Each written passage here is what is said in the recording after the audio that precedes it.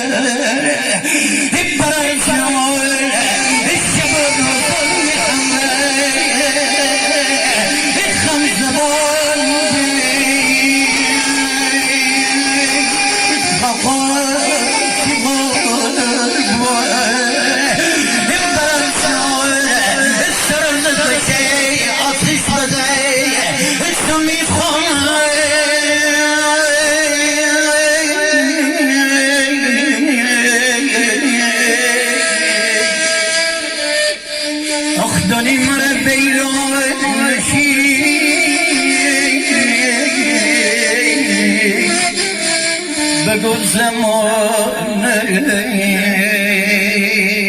بله دوست عزیز من جناب آقای خندان عزیز فرمودن که این دختر خانم تازه از دار دنیا رفته، یک بار دیگر مصیبت وارده رو به خانوادهش به نام نامی مرحومه الهام سرلاتی. خب خداوند انشاءالله این پدر مهربان و زحمتکش پاک‌بردی چه سودی برای از چیدن گل؟ گفت پژمردگیش را نتوانم، انگریز